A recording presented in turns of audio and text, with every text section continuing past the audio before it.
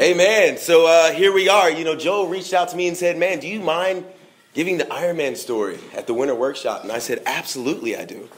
And then I started to sit down and try to put it together. And I was like, man, where do I begin?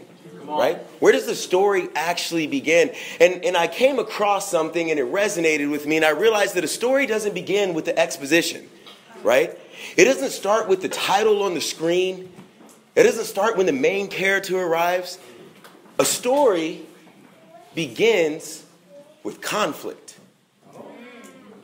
Without conflict, you have no story. Wow. Now, we see this in what we believe, right? See, the Bible begins in Genesis with Adam and Eve, but the story doesn't begin until the apple, right? That's when the story begins. The apple is so necessary. Have you guys noticed this? The apple is so necessary that we just called it an apple. See, the Bible just says that it's fruit, right? But we needed more clarity. Why? Because that's where the story begins. The New Testament is the same way, right? The New Testament's the same way. The story of the New Testament begins when Jesus dies and rises from the dead. Conflicting human minds for eternity, right? That's where the story begins. So when I thought of it in that premise, I realized the Iron Man story began with my conflict. See, before I was a disciple, I was just like everybody else. I was kind of treading water, right? And as I tread through life, I developed what I felt was a good habit, and that was fitness. It became my outlet. I started going to CrossFit, and I went 2 days a week. And then 2 times turned into 3 times, and then 4 times, and then 5 times. And just like any other addiction, I needed more. So I started biking to CrossFit and doing the same thing 5 days a week. And then October 8th, 2018 happened, and it changed my life. I go to CrossFit that day, and we're maxing out on squats, and I throw out my back. I am on the ground writhing in pain. I literally cannot get to my feet. And it was at that point I realized, as much as I relied on CrossFit to help me or save me, in reality, it in and of itself, by itself, was breaking me down, right? See, the reality is we should never become addicted to something that can be taken from us, right? See, I thought I had a healthy habit, but when a healthy thing becomes, or when a good thing becomes an ultimate thing, it quickly turns into a destructive thing. Come on. Think about that for a second. Right. When a good thing turns into an ultimate thing, it quickly turns into a destructive thing. So that was my last day of CrossFit. I never went back after that day. I took some time off, and in late October, October 22nd, I joined the YMCA, the good old YMCA, all by myself, right? And I would literally just show up and I would exercise by myself. And I didn't realize this at that time, but God has this unique way of doing things in your life. He has this way of addition by subtraction, right? You know, God actually removed me from my addiction. He isolated me so I could heal and regroup. And in the background, he was making all these other changes that I didn't even see. See, it's interesting, man. I think God's playing chess while we're playing checkers, right? He's so far ahead of us, we don't even know what's going on.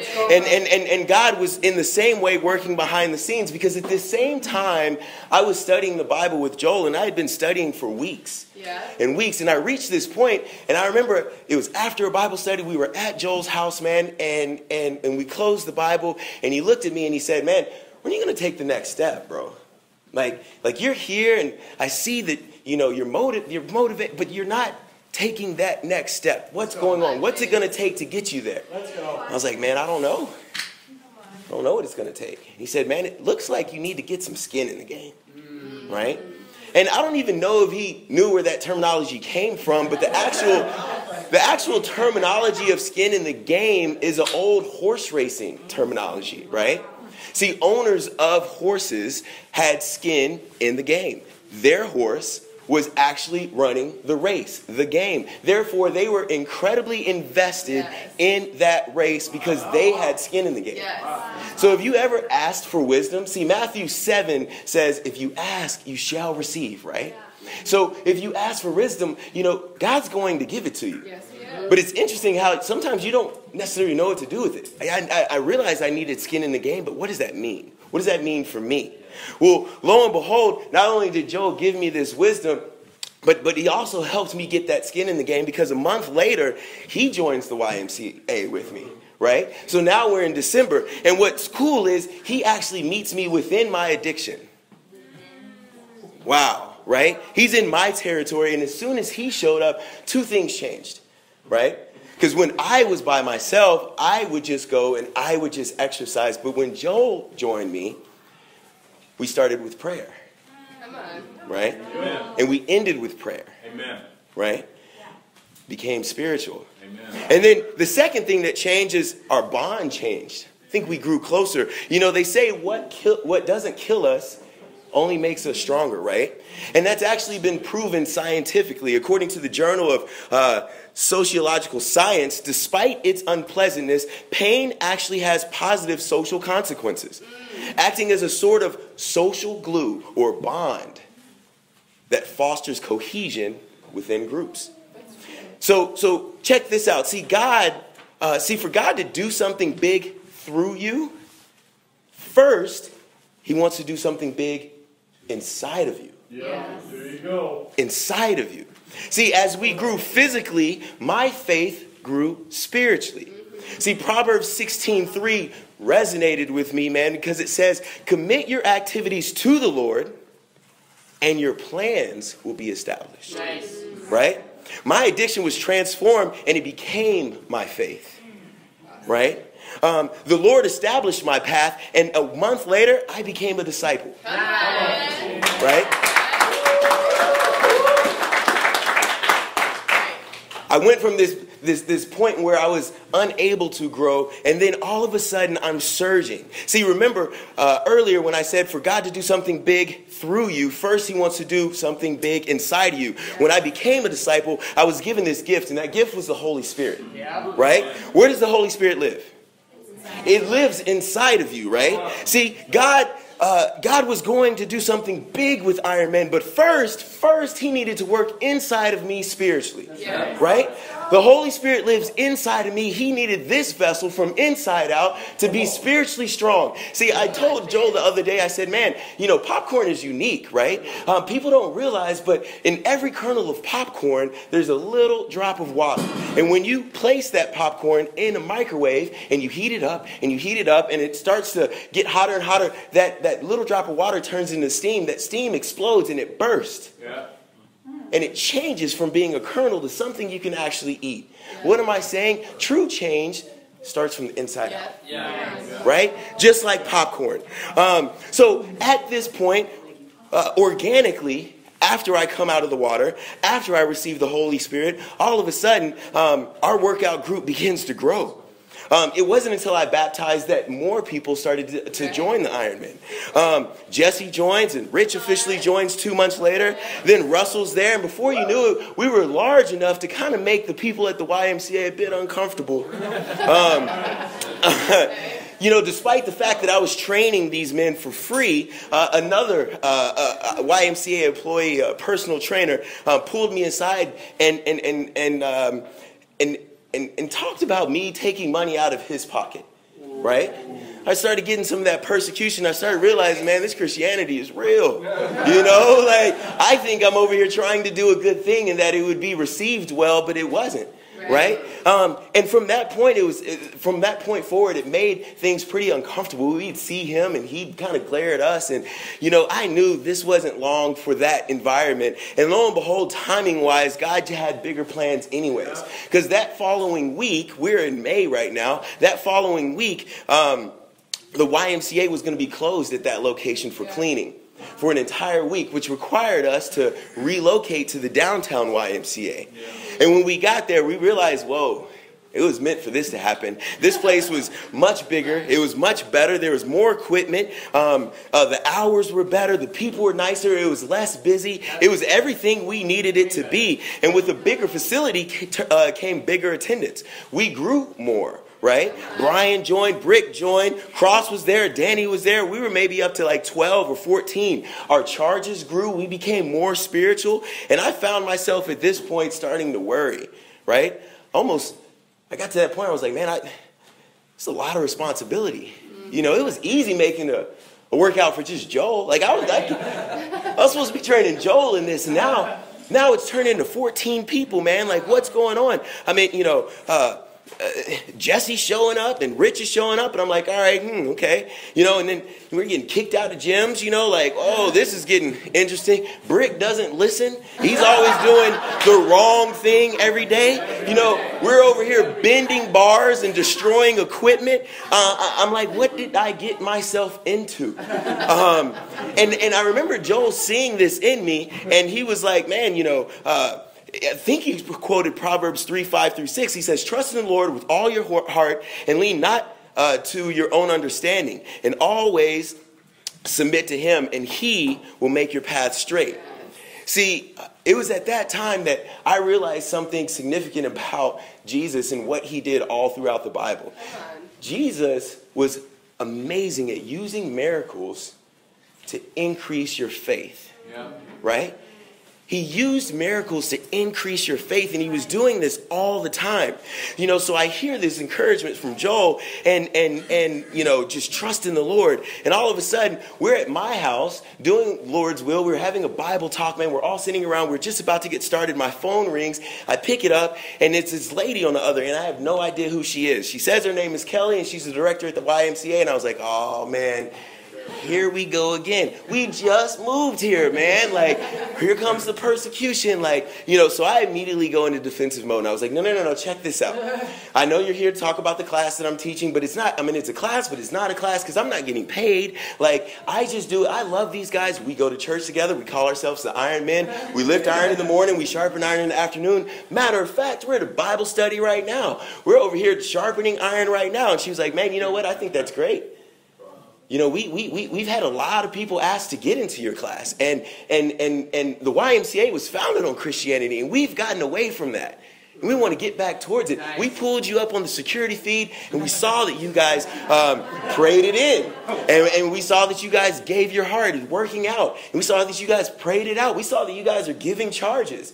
We think that's amazing.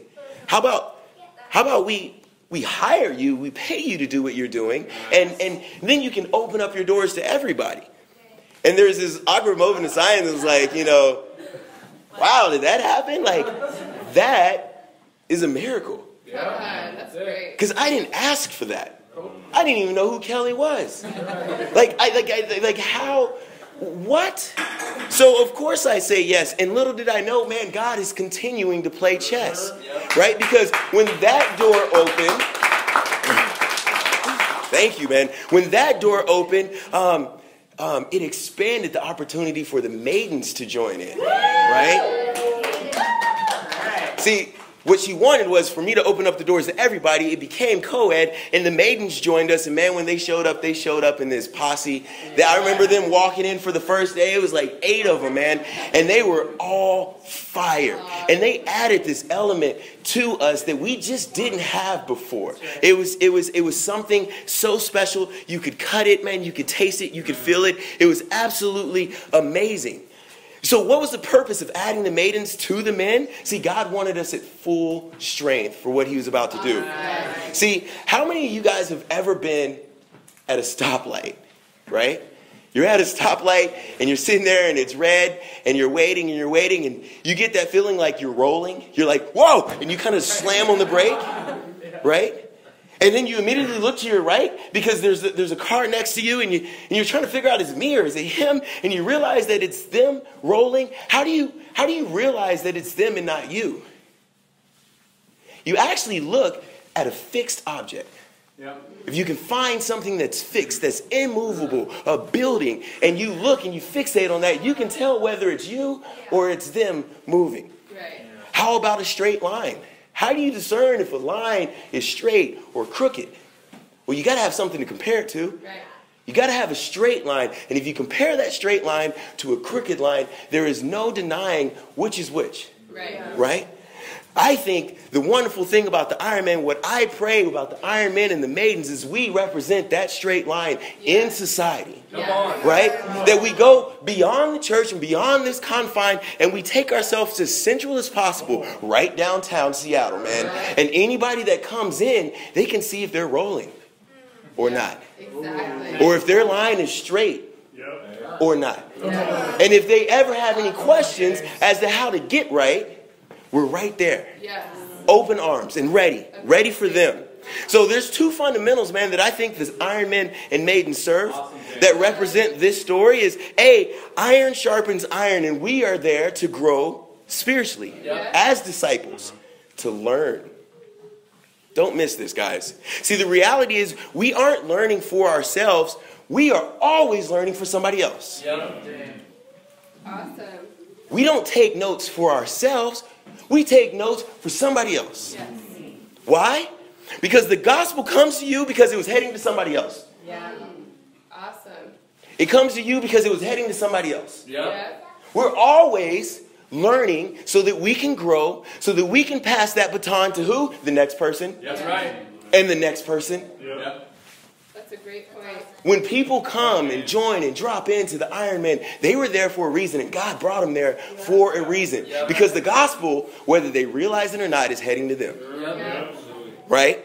And this is what's great. You know, we've created the 10 Commandments, man, and the 10 Commandments are 10 things that we can do as Iron Men and Maidens to achieve exactly this, to grow, to become leaders, to strengthen ourselves physically and spiritually. Right?